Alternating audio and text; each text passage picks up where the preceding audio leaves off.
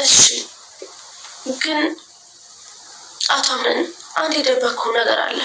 ሱኒያ ንገሪኝ፣ ምንድን ነው? ባለፈው ድርጅት ውስጥ የተፈጠረው ኪሳራና ዛሬ የተፈጠረው ነገር ሁሉንም ነገር ሜሊክ ነው ያደረገው። ምን? እና ታዲያ አሁንም ነግሪኝ። ቆይ እስከ ዛሬ ነበር ሱኒያ? በጣም ይቅርታ አቷምን፣ አጣርቼ ነበርና እኔም ሲነግሩኝ ጭራሽ አላመንኩም ነበረ። ቆይ ይቅርታ ሁሉንም ነገር ይመልሷል ሱኒያ? ዝም ካልሽ እኮ አንቺም የሱ ተባባሪ ነው የምትሆኚው። ፈጣሪ ምስክሬ ነው አቷምን፣ እኔ ከሱ ጋር ምንም ነገር አላደረኩም። እዚህ ነገር ውስጥ እጅ የለበትም። ቀድመሽ ብታሳውቂ ኖሮ አሁን የተፈጠረው ነገር እንዳይፈጠር ማድረግ እችል ነበር። አዎ ትክክል፣ ግን እኮ እሱ ይሄንን ነገር አያውቅም እና ሄደን የወሰዳቸውን ፋይሎች መቀበል እንችላለን። ደግሞ እኮ ላደረገው ነገር ቅጣቱ እንዲያገኝ ማድረግ እንችላለን። ሱኒያ አርፈደሻል። ሜሊክ ሞቷል። ምን ማለት? ሜሊክ ሞታል? ማን የገደለው? እንዴት? እኔ ነኝ የገደለው። ምክንያቱም ከቢሮ መኪና ይዞ ሲወጣ ተከትዬው ነበር፣ ግን ስደርስ ከመኪና ውስጥ ሜሊክን አየሁት እና በቃ ራሴ መቆጣጠር አልቻልኩም። አንድ ሰው ናምነሽው ልክ ሳይታመን ሲቀር ዋጋው ይሄ ደግሞ ለሱ። አቶ አምነን በድጋሚ ሲፈንን ገላገላት። ሲፈን እንግዲህ ከዛ ቤት ሳትወጣ እሷ እንደሆነች የዚህ ሁሉ ክስረትና ውድቀት አቶ አምነን ደርሶበታል። አቶ አምነን በድጋሚ ስሜቱን መቆጣጠር ስላልቻለ ሲፈን ላይ ከባድ የሆነ ጉዳት አደርሶባታል። ጄሪ አሁን ላይ ከቤሌን ጋር እየተጣላች ግብ ውስጥ ገብታለች። ቤሌንን ከዚህ ቤት እንድትወጪ ይፈልጋለሁ፣ ላይሽ አልፈልግም፣ ከኔም ከህይወቴ መውጣት አለብሽ እያለች ነው ያለችው።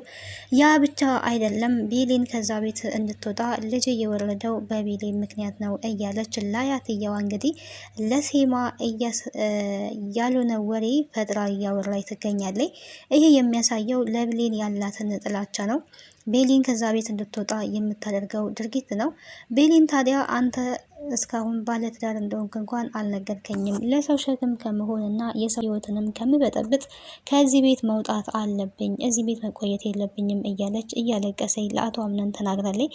አቶ አምነን ግን አንቺ ከዚህ የምትወጪ ከሆነ እኔም ከአንቺ ጋር እወጣለሁ፣ እኔ ጄሪ የወረቀት ሚስቴ እንጂ ወድጄ አፍቅሬ ያገባዋት ሚስቴ አይደለችም። ይህንን ደግሞ እሷን ብትሆን በደንብ ጠንቅቃ ታውቃለች።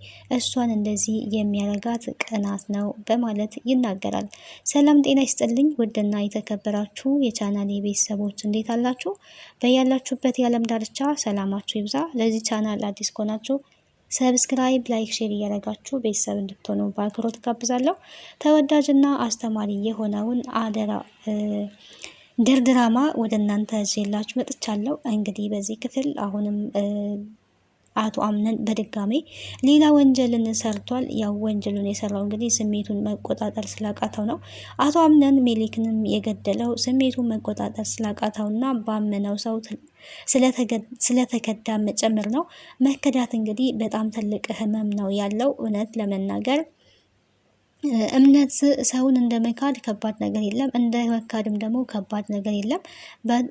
መከዳት ደግሞ ባመኑት እና የራሴ ሰው ብለው ከራስ በላይ ቦታ በሚሰጡ ሰው መከዳት እንግዲህ ያው አምነንን ላዳረገው ድርጊት ተመልክተናል ማለት ነው።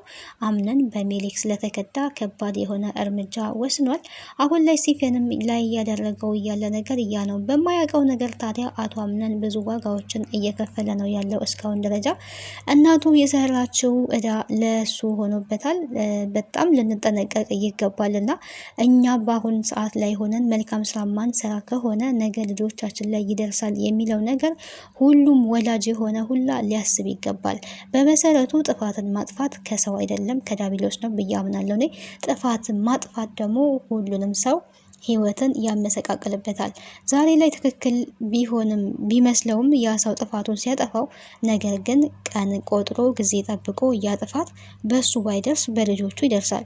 አሁን ላይ አቶ አምነን ላይ የምንመለከተው እሱ በሰላም እንዳይኖር ከኋላ የተዘራ መጥፎ ዘር፣ እናትየዋ የዘራችው ዘር ይኸው አቶ አምነንን በሰላም እንዳይኖር ዋጋ እያስከፈለው ይገኛል። ምንነቱን እንኳን በማያውቀው ሁኔታ በድንገት የሱ ደስታ እንዳይኖር የሱን ደስታ እያጨለመ ያለ ነገር አለ። ይሄ ደግሞ እናቱ ሰምአን ደፍኒን የምትባለዋን ስለገደለቻት ያንን በቀል ታዲያ ሲፈን የደፍኒ ልጅ ያንን በቀል ለመበቀል እዛው ቤት ተመሳስላ ገብታ እያንዳንዱን ቤት በደንብ አድርጋ ስላስተዋለች ማንነታቸውን በደንብ አውቃ እነሱ እሷን አያውቁም።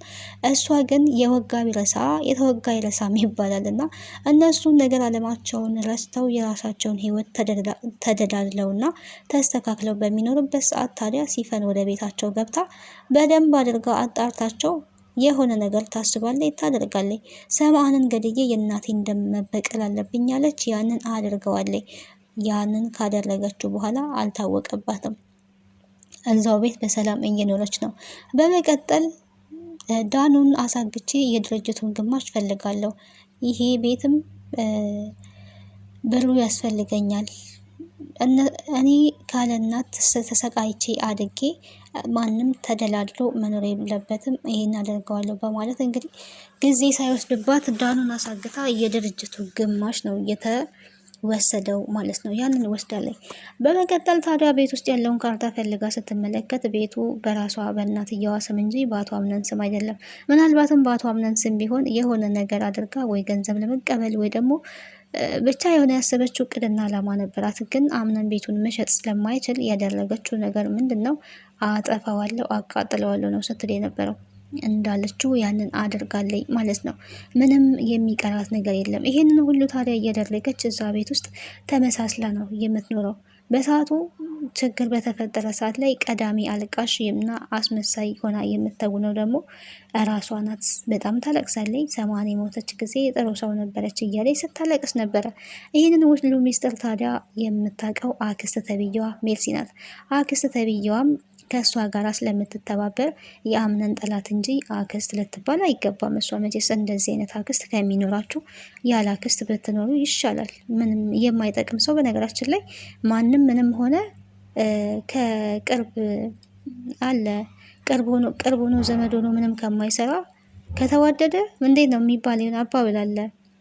ከተዛመደ የተዋደደ የሚባል አባብል አለና እንደዛ አይነት ጥቅም የሌላቸው ሰዎች በህይወታችን ውስጥ ዋጋ የሌላቸው ሰዎች ምንም አይሰሩም ማለት ነው። በዚህ ልክ እንግዲህ ዋጋ እያስከፈለች ነው የምትገኘው። አሁን ላይ ጄሪም እንግዲህ ከዛ ቤት የምትወጣበት ጊዜ ቅርብ ነው። ሙስጠፋን ከቤት ለማስወጣት ወስናለች የነበረው ሲፈን ግን ሙስጠፋ ሳይወጣ እሷ ራሱ ይሄ ከባድ የሆነ ዱብዳ መጥቶባታል።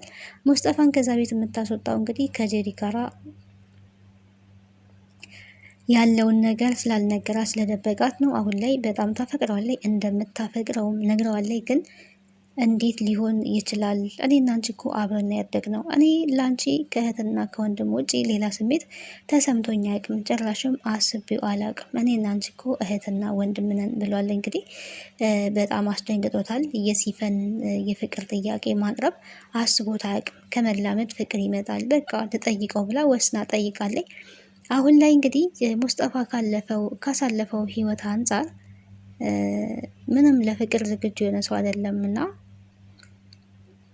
ይህንን ተራ ነገር አታውሪ ነው ሲላት የነበረው። ጄሪን ታፈቅራታለህ ወይ አሁንም ነው እያለችው ያለችው። ጄሪን እንዴት ላፈቅራት እችላለሁ? በቁስሌ ላይ እንጨት እንዴት ልጨምር እችላለሁ? እሷ እኮ ህይወቴን አመሰቃቅላ ሄደች ናት። ጄሪ የድሮ ሚስቴ ናት። ጄሪ በጣም እንግዲህ ብዙ ነገሮችን አደርጋበታለች ማለት ነው። አምነል እንትና ላይ ሙስጠፋ ላይ ግንም ደግሞ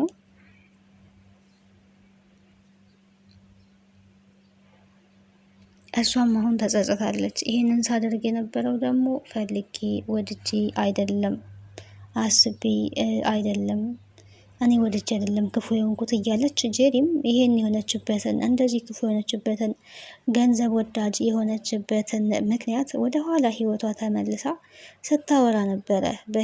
ሰው ወዶ ክፉ አይሆንም ብሎ ነበረ ራሱ ሙስጠፋና እኮ እኔም በቃ ወድጄ አይደለም ክፉ የሆንኩት አስተዳደጌ ነው።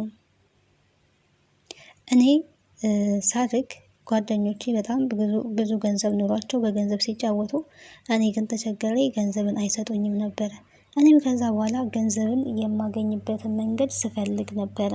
ከዛ በኋላ ገንዘብ ወዳጅ ሆንኩኝ እያለች እንግዲህ ብዙ ገንዘብን ሙስጠፋ እሷን ላለማጣት ብዙ ገንዘብ እየፈለገ ይሰጣል ነበረ። ገንዘቡን እንግዲህ ጄሪ ተቀብላ እሱን አክስራ ነው ጥላው እንግዲህ የጠፋችው። አሁንም አቶ አምነንም በገንዘብ ነው እሷ እያጠመደች ያለችው እንጂ ምንም አይነት ፍቅር እንግዲህ የላትም። ይህን አቶ አምነን ያውቃል። አቶ አምነን አይፈልጋትም። እሷ ግን እሷን ከዛ ቤት ቤሌንን ከዛ ቤት ለማስወጣት እያደረገች ያለችው ነገር ከባድ ነው። ቤሌን በማታውቀው ነገር ደግሞ ልትጠመድ ነው አሁን ላይ ማለት ነው። ምንም የምታውቀው ነገር የለም። ጽንሶች ለመውረዱ ሊሆን ይችላል ብላ ነው የምታስበው። በጥርጣሬ ነው ይህን ያደረገችው ግን ሜርሲ ናት። ሜርሲ እዛ ቤት ውስጥ የምትሰራው ተንኮል እስካሁን እንግዲህ ተጋልጦ አይታወቅም። መቼ እንደሚጋለጥ ባናቅም አንድ ቀን እንደሚጋለጥ ተስፋ እናደርጋለን። ሜርሲ ከሜሌክ ጋር አብራ ለመስራት ተስማምታ ነበረ፣ ግን ያው ሜሌክ ላይ መለስ ተሰናብቷል ማለት ነው። አምነን ይሄንን እያደረገው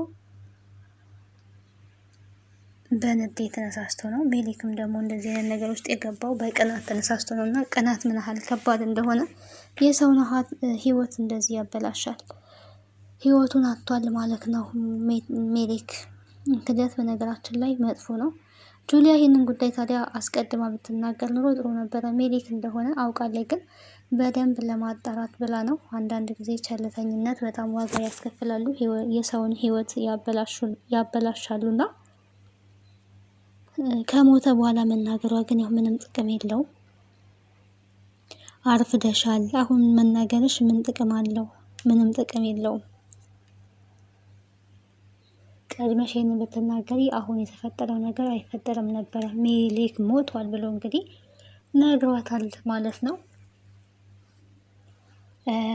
አያታቸው ሴማ እንግዲህ ይሄንን ያደረገችው እውነት ቤሌን ከሆነች የልጄ አምነን ልጅ እንዲወርድ ያደረገችው እሷ ከሆነች አሁን ያለችበት ሁኔታ ምንም አይገድም።